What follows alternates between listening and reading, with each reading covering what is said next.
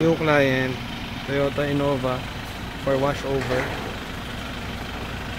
So okay guys, ayan, bale ito yung mga tama niya, minarkahan na natin para makita natin. May mga gasgas siya, paikot dito rin,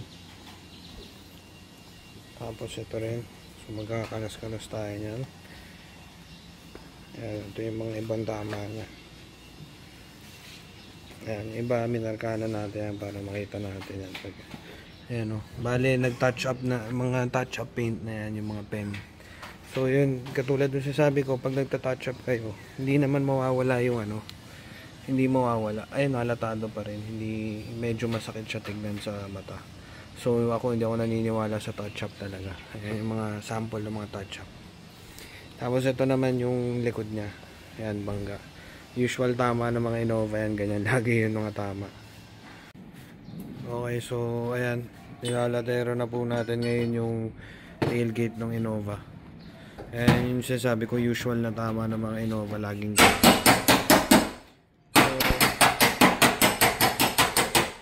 so again guys, ayun, bale nilalatero natin muna yan para maunat natin.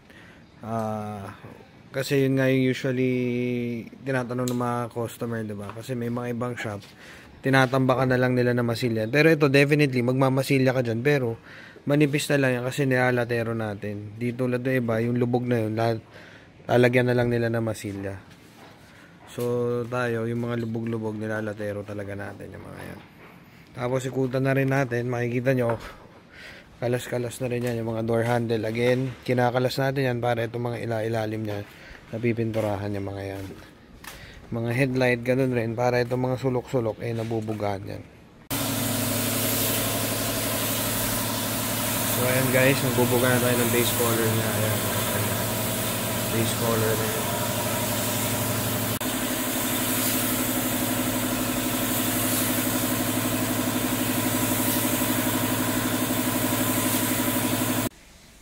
So okay guys, ayan, bali na pangalawang patong ng ating base coat. So ayan, konting na lang tayo dito, tapos pag talagang totally na finish na natin, pwede na natin to sarado ng top coat. So again, ulitin ko, kung magpapa-wash over kayo, make sure na ganito ang ginagawa nila. Ayan, mga kalas-kalas. Para yung mga singit-singit, again, ulitin ko dito sa video na to, is para napipinturahan siya.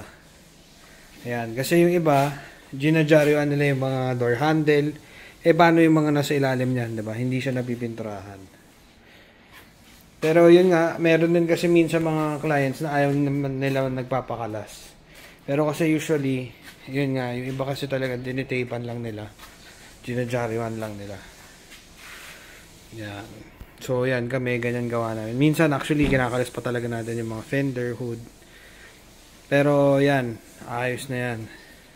Tsaka again, quality materials lang po yung ginagamit namin. Hindi tayo gumagamit ng mga substandard or mga China products.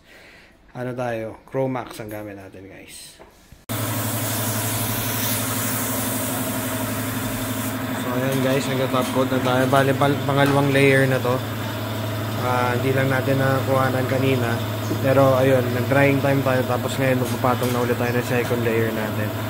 And again, ang ating pagka-top coat is above standard. Kasi usually, halimbawa sa mga kasa or sa ibang shops, 2 layers lang sila. Sa atin, above standard tayo. So minsan 5 to 8 layers yung ginagawa natin para makapal na makapal.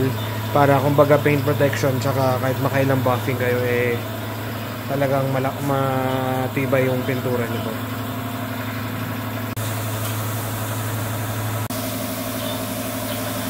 So ayan guys, makikita nyo, pangalawang layer naman natin ngayon yan ng top coat.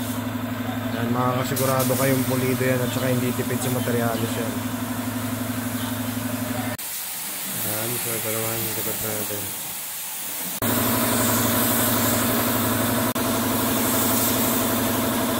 So okay guys, ayan, natapos na natin, nasarado na natin tong Innova.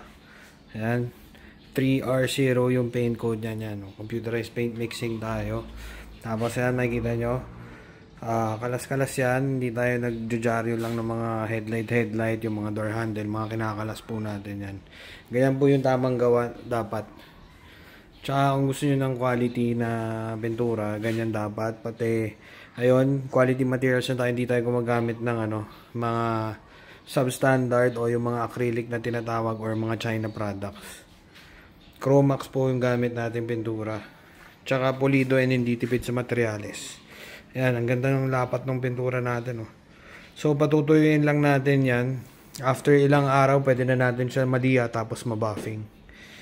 Ayan.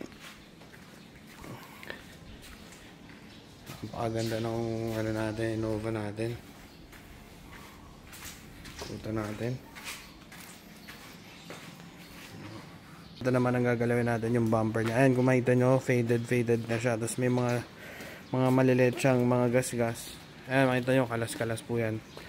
Para pag pininturahan nga natin, again, ulitin ko, nakukuha pati yung mga singit. Pati yung mga nandito sa loob yan na pipinturahan. Tapos ito naman, makita nyo, faded na yan mga boss. So, ayan guys. Nililihan na natin yung bumper para pwede na natin siya ma-prep.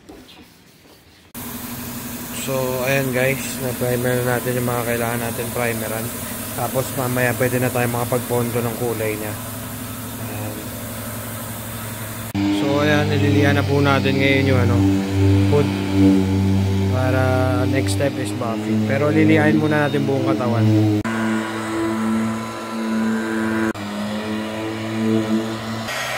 So, ayan guys, binabuff na natin. Ito naman yung isang side niya, makita nyo, napakakintab niya na. Ayan, nawawala lang sa focus kung kumano ako ng kamay. Pero, ayan, makikita nyo, napakaganda. Ang ganda na ito. So, ayan, ito, ganito yung finish niya. Pag, syempre, bagong buga, diba? Again, explain lang natin, nabuga na siya. Pinatuyo natin, and then, pagkatapos matuyo, lilihain natin siya.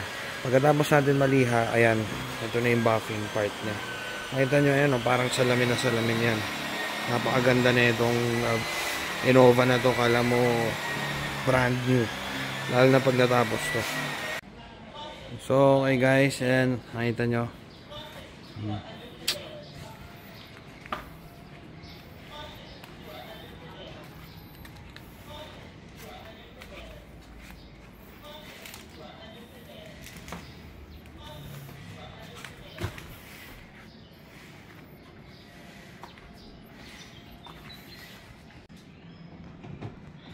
So, okay, finishing touches na lang po tayo guys. Ayan, nililinis na natin yung Innova.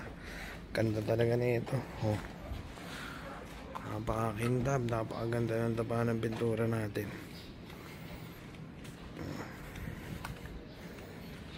Ayan, puro alikabok na nga siya ngayon, pero nakita yun, napakakintab pa rin. So again guys, ito yung finished product natin. Ayan. Medyo lang, against the light, pero makikita nyo yan, napakaganda ng ating Innova. Napakakintab. Kala mo bagong labas, wet look yan guys. Pulido and hindi tipid sa materials yan. Quality materials lang po tayo. Yan. So ayan na sila sir, ready for pickup na. Uuwi na nilang yung Innova nila. Again, dito lang tayo sa may SM Novaliches malapit, Banitech Auto Restoration. Quality materials lang po tayo, hindi tayo gumagamit ng mga substandard materials. Yan. Ganda, parang brand new guys.